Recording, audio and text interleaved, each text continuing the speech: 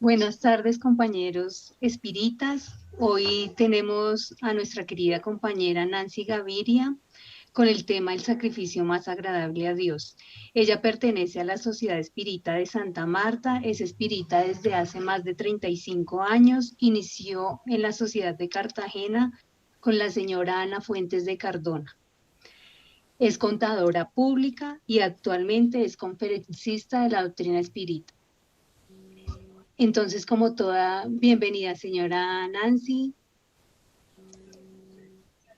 y como toda reunión espírita, vamos a iniciar con la oración de apertura.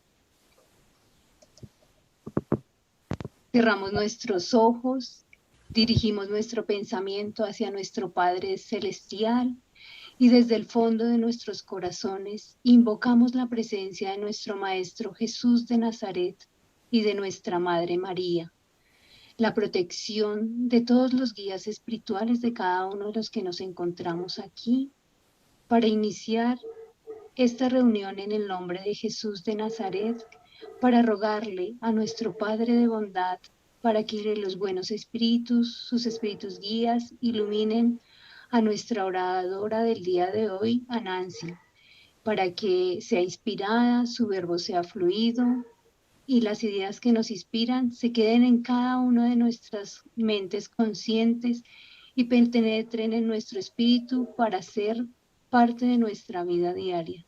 En el nombre de Jesús de Nazaret, damos inicio a la reunión del día de hoy. Que así sea. Tienes la palabra, Nancy. Muchas gracias, Nubia. Buenas tardes, queridos hermanos en el Ideal Espírita y los invitados que aún no conocen la doctrina. Un cordial saludo fraternal desde la Sociedad Espírita de Santa Marta, deseándoles mucha paz. Hoy compartiremos enseñanzas acerca del tema titulado El sacrificio más agradable a Dios. Podemos decir, hermanos, que todos los sacrificios que la criatura humana realiza para llevar bienestar a la humanidad son agradables a Dios. Y cada vez que el sacrificio esté presente, puede generar el surgimiento de una virtud, como lo confirma el Libro de los Espíritus en su cuestión 893, cuando pregunta: ¿cuál es la más meritoria de las virtudes? Responden los benefactores: todas las virtudes tienen su mérito, porque todas son signos de progreso en el camino del bien. Lo sublime de la virtud consiste en el sacrificio del interés personal por el bien del prójimo. Aquí vemos nosotros lo benéfico e interesante que es el sacrificio del interés personal por el bien del prójimo. Dice que esto es lo sublime de la virtud. Y el desarrollo de las virtudes nos compete a todos los individuos tarde o temprano.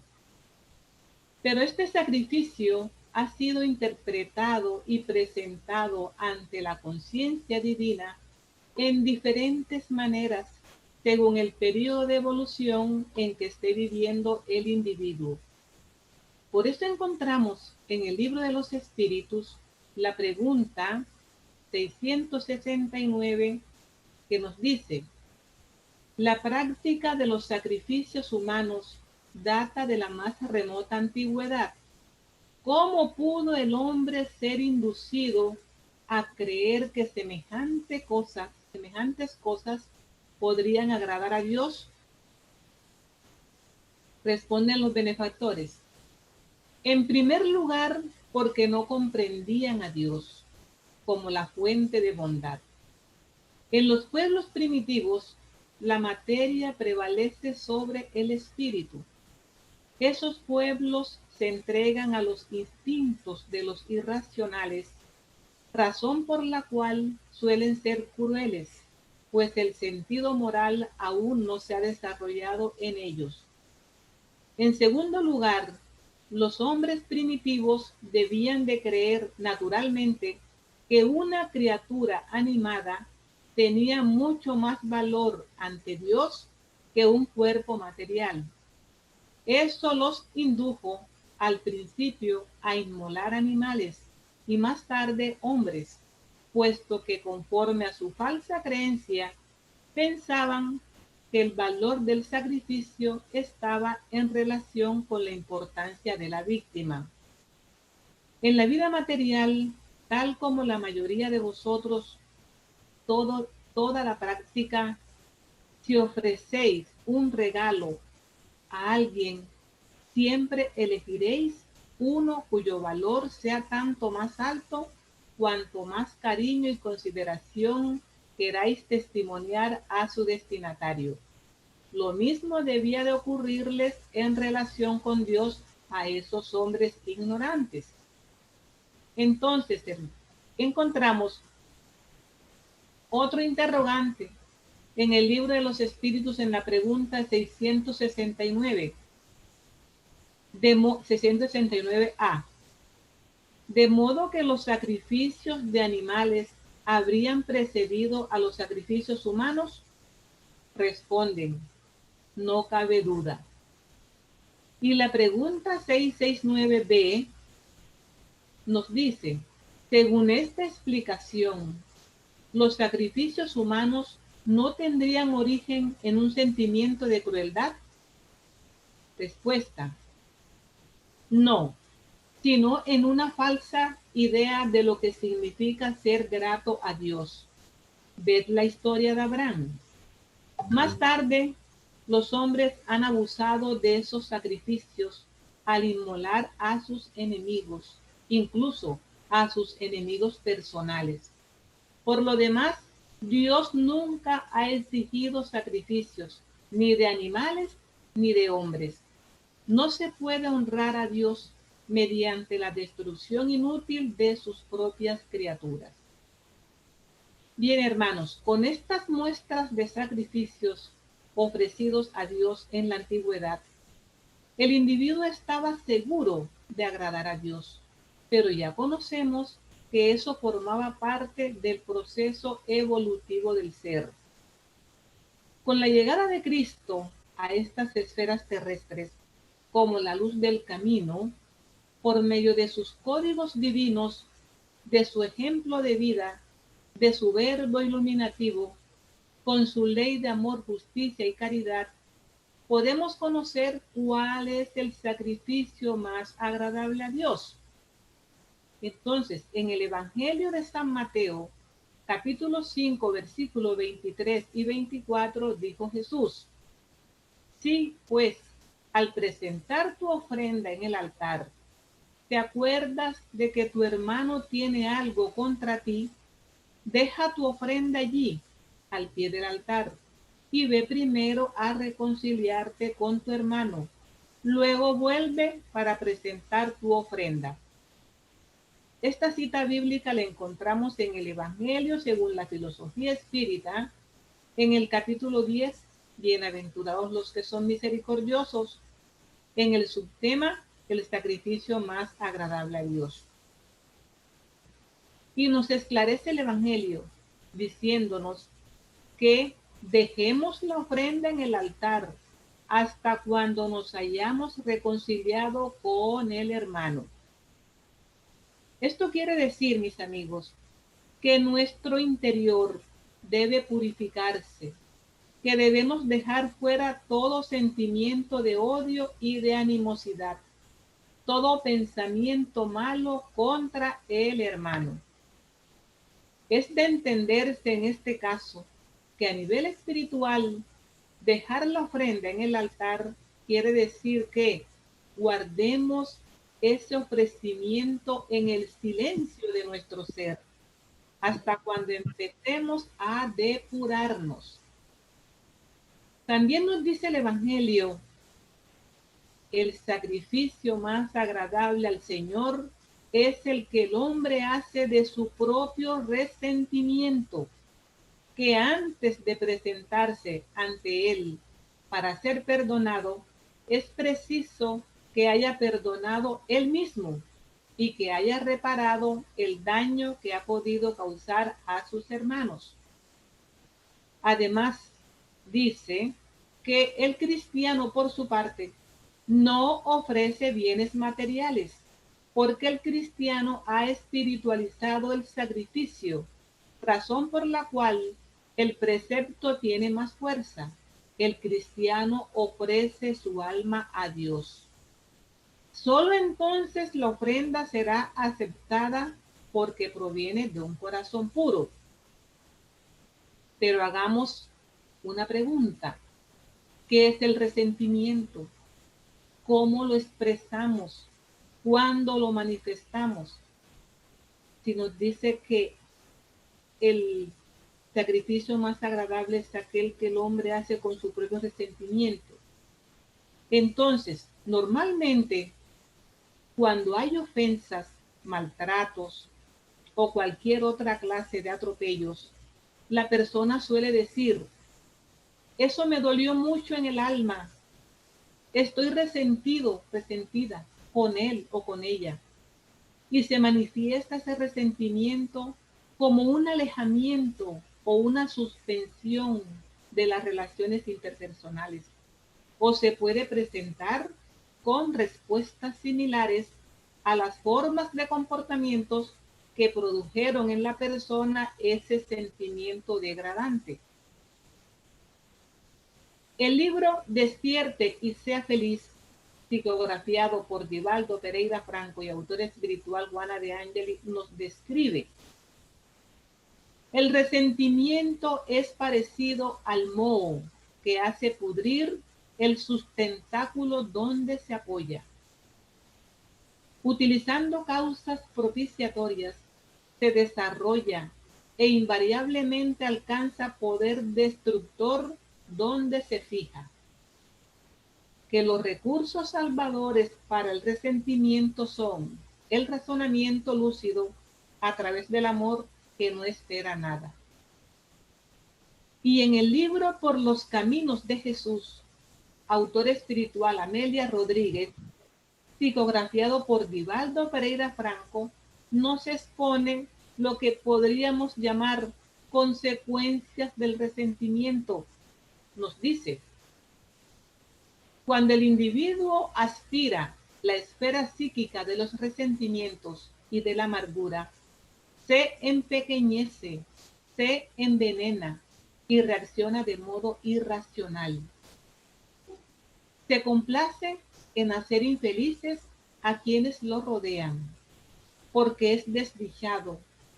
Se alegra cuando lastima, porque está enfermo. Siembra incomprensión, porque se cree menospreciado. Y otras consecuencias de ese resentimiento las encontramos en el libro Vida Feliz, psicografiado por Divaldo Pereira Franco y cuyo autor espiritual Juana de Angeli, las cuales nos dicen: el resentimiento responde por muchos males humanos. Planta maligna, echa raíces en la envidia enfermiza. Al inspirar actitudes desdichadas, el resentimiento fomenta persecuciones gratuitas, acusaciones incesantes e informaciones venenosas. El resentido no perdona el triunfo del prójimo. Siempre descubre el lado triste de cualquier cuestión, el alfiler perdido en el pajar. Sufre sin necesidad, se amarga constantemente y lucha contra los dragones que ve en los otros cuando el problema es solo de él. También nos dice que aprende a compartir el triunfo de tus hermanos y vencerás el resentimiento. Entonces, hermanos, cuando el Evangelio nos dice que antes de presentarse ante Él, o sea, ante el Señor, para ser perdonado, es preciso que haya perdonado Él mismo y que haya reparado el daño que ha podido causar a sus hermanos, que solo entonces la ofrenda será aceptada porque proviene de un corazón puro. Ahora bien, teniendo en cuenta esta pureza de corazón, encontramos en el libro de los Espíritus la siguiente pregunta, la 918. ¿Mediante qué signos se puede reconocer en un hombre el progreso real que debe elevar a su espíritu a la jerarquía espiritual? Nos responden los benefactores. El espíritu prueba su elevación cuando todos los actos de su vida corporal constituyen la práctica de la ley de Dios y cuando comprende por anticipado la vida espiritual. Entonces, hermanos, esta práctica de la ley de Dios en todos los actos de la vida solo es realizada por un ser de corazón puro. Y la representación e imagen de la pureza de corazón es nuestro Señor Jesús de Nazaret. Respecto a esta pureza de corazón, encontramos en el libro Pan Nuestro, psicografiado por Francisco Cándido Xavier y autor espiritual Emmanuel, la siguiente cita bíblica: porque esto lo hizo él una vez ofreciéndose a sí mismo. Pablo, Hebreos 7:27. Nos explica el hermano Emmanuel. También en ese sentido, el Cristo suministró una preciosa respuesta a los tutelados del mundo. Lejos de pelear por cualquier prerrogativa, no envió sustitutos al Calvario o animales para sacrificios en los templos. Y sí, abrazó él mismo la pesada cruz, inmolándose a favor de las criaturas humanas y dando a entender que todos los discípulos serán compelidos a dar su testimonio en el altar de la propia vida. He aquí, hermanos, Emmanuel nos esclarece que el sacrificio es personal en la transformación de nuestra propia vida en beneficio de la humanidad, que repercute en beneficio del propio ser. Todo este sacrificio, a ejemplo del gran maestro, solo es posible si existe el perdón. Queridos hermanos, dentro de la práctica de la ley de Dios está la de perdonar para que Dios os perdone. En el Evangelio según la filosofía espírita, en el mismo capítulo 10, en el subtema Perdonad para que Dios os perdone, encontramos la siguiente cita bíblica. Si perdonáis a los hombres las faltas que ellos cometen contra vosotros, vuestro Padre Celestial también os perdonará vuestros pecados. Pero si no perdonáis a los hombres cuando os ofenden, vuestro Padre tampoco os perdonará vuestros pecados. San Mateo 6, 14 y 15.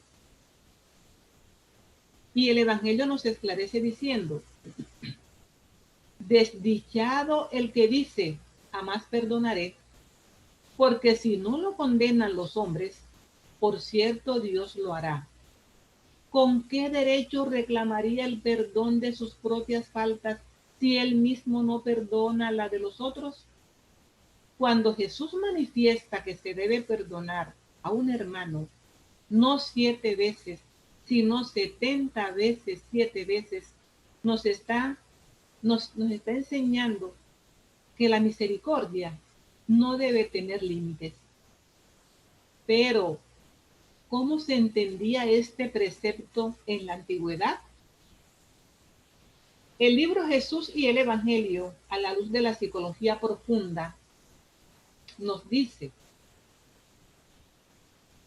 en la ley antigua, la figura del perdón es presentada como una conquista que se logra mediante una retribución. Cuando se ofende a Dios a causa de los comportamientos infelices, dudosos y los gravámenes de las deficiencias morales, se encuentran estatuidos en sus códigos los instrumentos para imponer la reparación, en lo que eran hábiles los fariseos al aplicarlos, utilizando sofismas y ardides que culminaban en los sacrificios de animales, así como por medio de otros recursos específicos que les eran redituables, o sea, que rendían utilidad o beneficio. Entonces, lo que quiere decir, hermanos, que ellos tenían sus propios códigos o reglamentos para la reparación de las faltas y por lo general terminaban sacrificando animales. Hoy, a la luz de la psicología profunda, nos describe el perdón como la superación del sentimiento perturbador del desagravio, de las figuras de venganza y de odio, a través de la perfecta integración del ser en sí mismo, sin dejarse herir por los acontecimientos afligentes de relaciones interpersonales.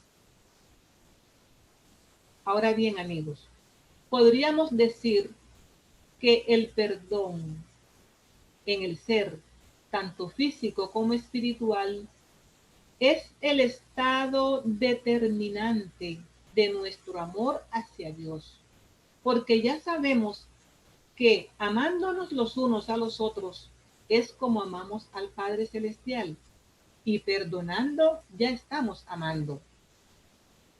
El libro de los Espíritus nos recuerda en su cuestión 764, dijo Jesús: quien ha matado a espada perecerá.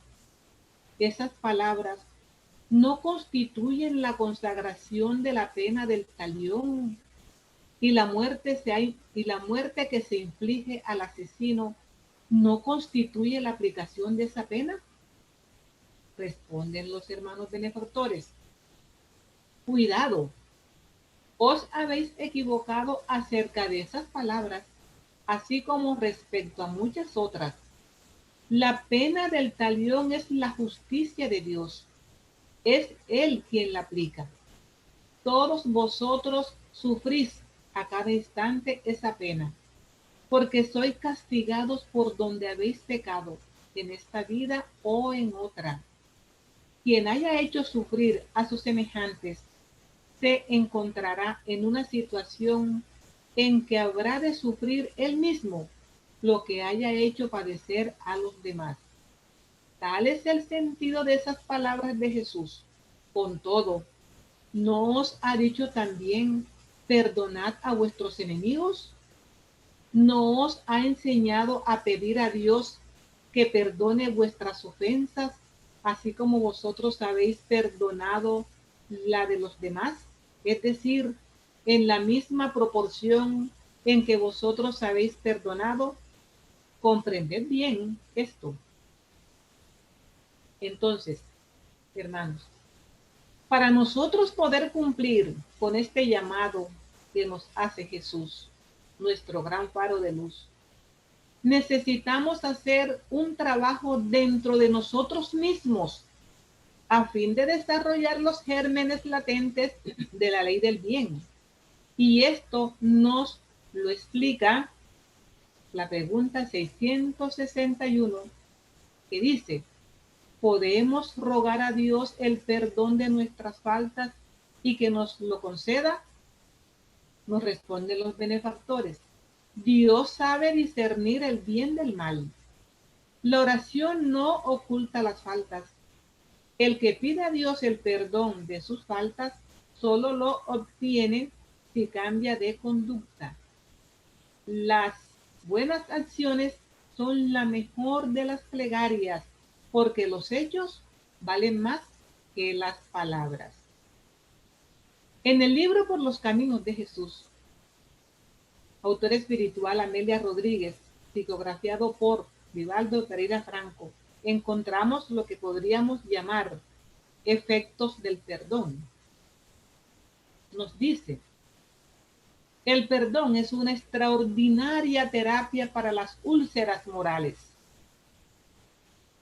Elevada expresión del amor, bendice a quien lo da y pacifica al que lo recibe.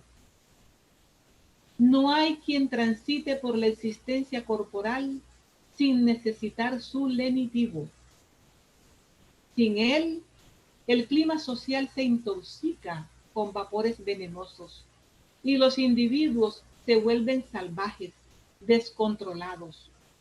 La intolerancia se manifiesta en la agresividad y la ira da armas al odio para venganza brutal.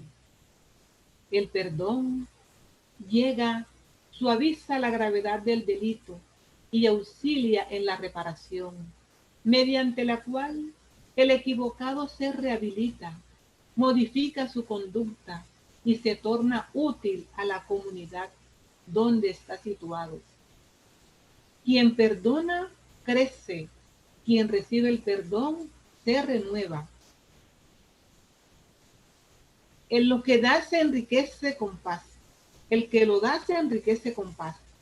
Y el beneficiado recupera el valor para dignificar a través de la rehabilitación.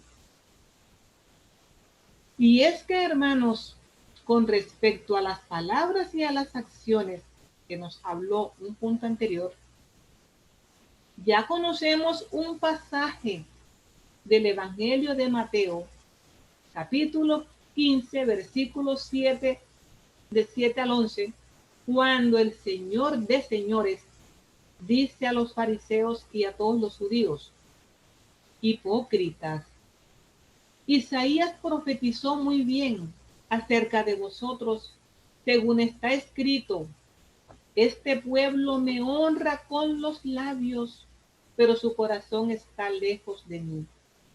En vano me rinden culto, enseñando doctrinas que son preceptos humanos. Llamó a la gente y les dijo: oíd y entended. No mancha al hombre lo que entra por la boca, sino lo que sale de la boca. Eso es lo que contamina al hombre. Entonces, amigos, con este llamado de nuestro Señor Jesucristo, ya nos estaba alertando de la transformación o cambios que debíamos operar en nosotros mismos, aún siendo anunciados estos cambios desde mucho antes por los profetas. La contaminación que yace en el interior del individuo, y una de las formas de manifestarla es a través del verbo, que es lo que sale por la boca. Denota la inferioridad del espíritu del individuo, alimentado y sustentado por vicios y pasiones, razón por la cual también dijo Jesús que éramos como sepulcros blanqueados por fuera. Mateo 23, 27. ¿Qué pasa? Cuando el gran maestro nos invita a la perfección, nos enseña que debemos hacer el sacrificio de irnos depurando de las costumbres primitivas que se convierten en imperfecciones morales y como tales quedan plasmadas en la espiritualidad del ser. Ahora bien, como el espíritu es inmortal, entonces cuando pasa al mundo espiritual fuera del cuerpo físico, lleva consigo todos los archivos de sus vivencias. Al respecto, el libro de los espíritus nos aclara en su cuestión 295, cuando pregunta: ¿qué sentimiento experimentan después de la muerte aquellos a quienes hemos hecho mal en la tierra? Nos responden los benefactores: si son buenos, os perdonan conforme a vuestro arrepentimiento. Si son malos, pueden guardaros resentimiento y a veces perseguiros incluso en otra existencia.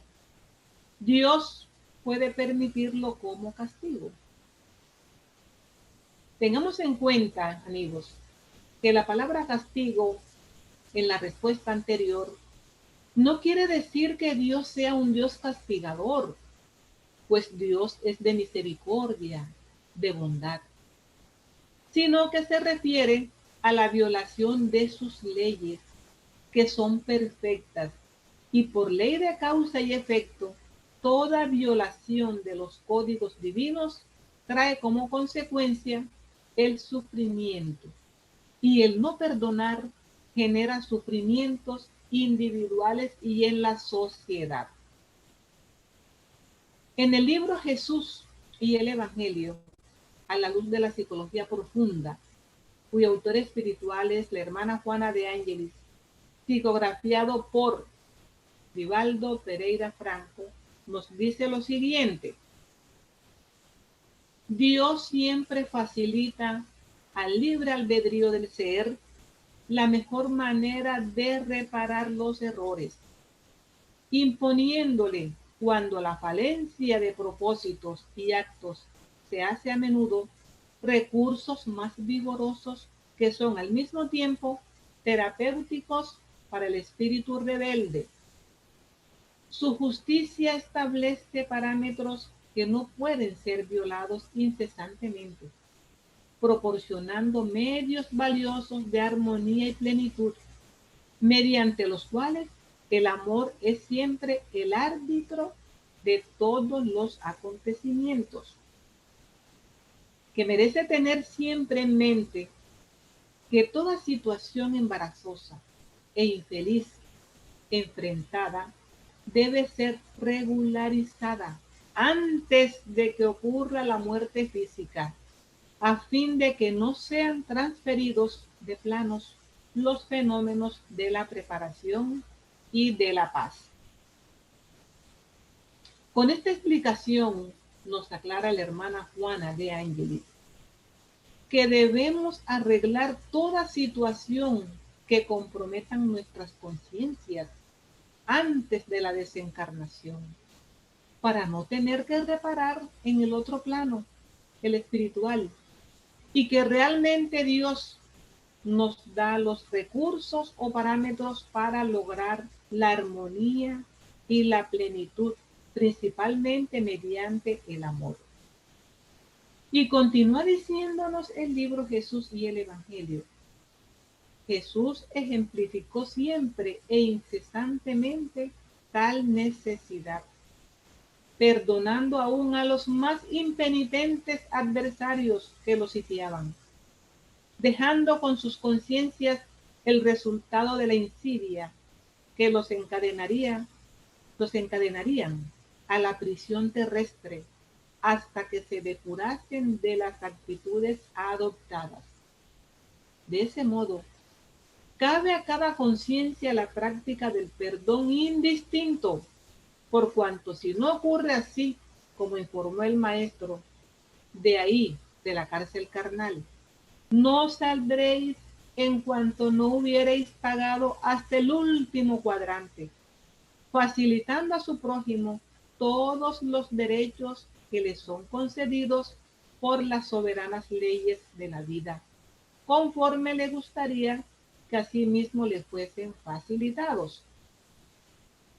Ahora bien, hermanos, para nosotros aprovechar las concesiones de las soberanas leyes de la vida y así poder salir de la cárcel moral en que nos podemos encontrar, es necesario y fundamental que lo deseemos.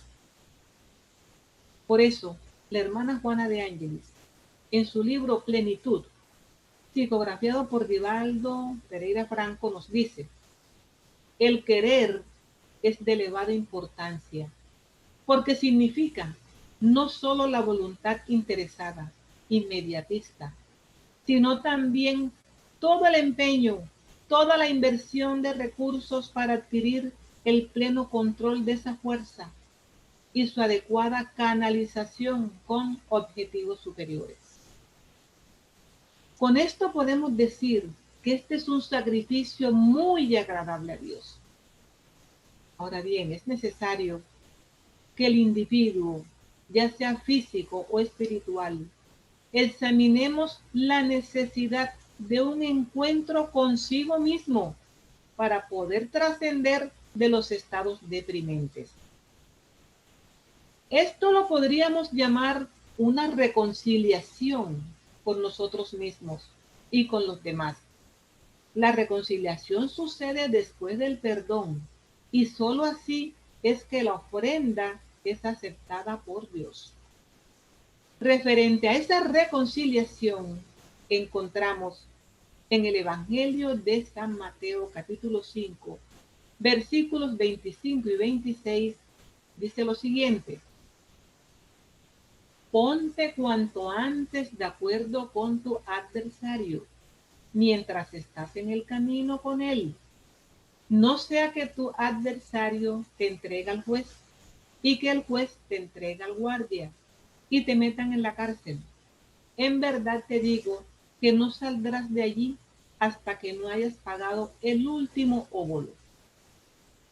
Esta cita bíblica la encontramos en el Evangelio según la filosofía espírita, en el mismo capítulo 10, en el subtema reconciliarse con los adversarios. Al respecto, nos dice el Evangelio: cuando Jesús recomienda que nos reconciliemos cuanto antes con el adversario, no es solo con el propósito de apaciguar las discordias durante la existencia actual, sino para evitar que se perpetúen en las existencias futuras. Él dijo: no saldrás de la cárcel hasta que no hayas pagado el último óbolo, es decir, mientras no hayamos satisfecho por completo la justicia de Dios. Y en el libro Pan Nuestro, psicografiado por Chico Xavier, cuyo autor espiritual es Emmanuel, nos dice al respecto lo siguiente: la advertencia del maestro es fundamentalmente consoladora para la conciencia individual. Asevera la palabra del Señor: reconcíliate, lo que equivale a decir, haz tu parte. Corrige cuanto antes sea posible en relación a los errores del pasado. Movilízate en el sentido de revelar buena voluntad perseverante.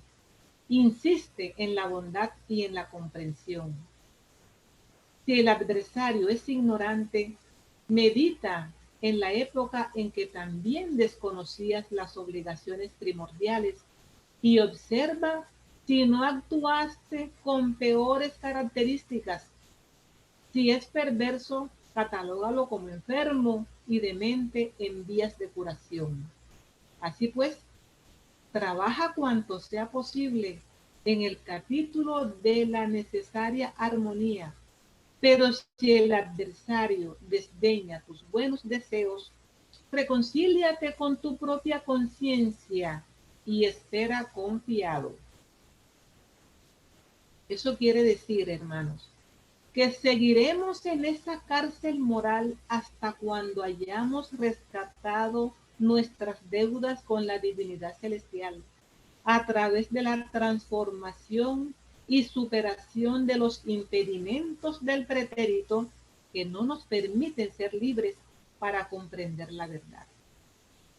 Entonces, en esa espera de la reconciliación con nosotros mismos, el hermano espiritual Emmanuel, en su libro Viña de Luz, psicografiado por Chico Xavier, nos dice lo siguiente: observa, amigo, a qué principio sirves en la lucha diaria. Recuerda que el recipiente de tus posibilidades es sagrado. ¿Qué fuerzas de la vida se valen de ti? No olvides, por encima de todo, que necesitamos de la legítima purificación, o sea, la transformación, a fin de que seamos recipientes para la honra e idóneos para el uso del Señor. Hermanos, sabemos que los cambios y transformaciones requieren de nosotros sacrificio y perseverancia obligatorios para poder lograr vislumbrar las metas libertadoras del marasmo entorpecedor. Y como ya tenemos conocimiento que el alma de la criatura humana trasciende a las esferas espirituales después de la desencarnación del cuerpo físico, y ya como espíritu libre de la materia densa del cuerpo, aún sigue el proceso de transformación, para continuar liberándose de los vicios morales y entre ellos el resentimiento que le impide perdonar. En el libro Viña de Luz encontramos una cita bíblica del apóstol Pablo en su primera carta a los Corintios, capítulo 15, versículo 51, que dice: en verdad, no todos dormiremos, pero todos seremos transformados. Al respecto, el hermano Emmanuel nos esclarece: nadie parte al llamamiento de la vida eterna sino para transformarse. Muerte del cuerpo es crecimiento espiritual. La tumba en una esfera es la cuna en otra. Y como la función de la vida es renovar para alcanzar la perfección, transformémonos para el bien desde hoy. Recuerda que por la conversión verdadera y sustancial de un solo espíritu al infinito bien, oscuras multitudes de males podrán desaparecer para siempre. El mismo apóstol Pablo, en su carta a los romanos, hermanos, capítulo 5, versículo 10 nos dice: si cuando éramos enemigos fuimos reconciliados con Dios por la muerte de su Hijo, con cuánta más razón, estando ya reconciliados, seremos salvos por su vida. Y no solamente eso, sino que también nos gloriamos en Dios por nuestro Señor Jesucristo, por quien hemos obtenido ahora la reconciliación. Y otra cita del apóstol Pablo en su segunda carta a los Corintios, capítulo 5, versículos 18 y 19 nos dice: y todo proviene de Dios, que nos reconcilió consigo por Cristo y nos confió el ministerio de la reconciliación. Porque en Cristo estaba Dios reconciliando al mundo consigo, no tomando en cuenta las transgresiones de los hombres, sino poniendo en nosotros la palabra de la reconciliación. Amigos, estas afirmaciones del apóstol Pablo nos lo confirma la hermana Juana de Ángelis en el libro Jesús y el Evangelio, a la luz de la psicología profunda, diciendo: el ser humano solamente se reconcilia con Dios mediante el Cristo, que sería el puente del sacrificio a favor de la redención de todos los hombres y mujeres. Entonces, amigos, nos corresponde seguir el ejemplo del Cristo, perdonar hasta doler, así como Él sufrió por nosotros y aún crucificado, pidió al Padre Celestial que nos perdonara. Ese sacrificio sí que fue agradable a Dios. Agrademos nosotros a Dios con nuestro propio sacrificio desde ya, desde hoy. Hermanos, muchas gracias por escucharme y espero pues haber hecho pues algunas aclaratorias, siendo la mensajera, siendo solamente la divulgadora de todos estos mensajes que los benefactores espirituales, a través de esta maravillosa filosofía, nos regalan para que nos ayudemos en este transitar de la evolución. Solo nos queda ser los divulgadores, los intermediarios de ellos, para divulgar todos estos mensajes y aplicarlos en nuestras propias vidas. Muchas gracias, hermanos. Bendiciones. Que tengan una feliz tarde. Muchas gracias, Nancy, por donarnos tu tiempo, tus conocimientos. Muy bonito el tema, muy bien explicado. Si alguno de los que estamos aquí en la sala tiene alguna pregunta, quiere hacer alguna aclaración, con gusto la señora Nancy nos la contesta.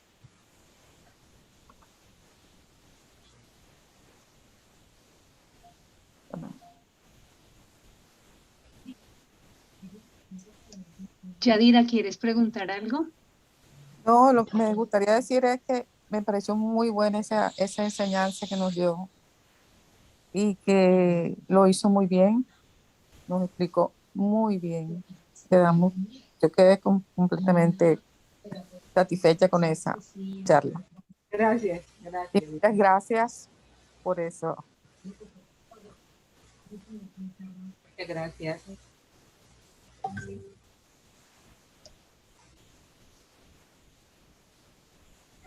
Bueno, por el chat recibes muchos agradecimientos, que muy excelente tu conferencia.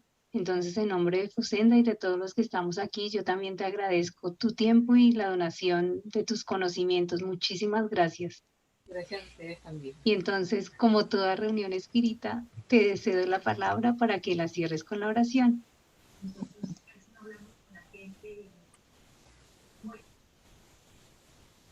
¿Listo?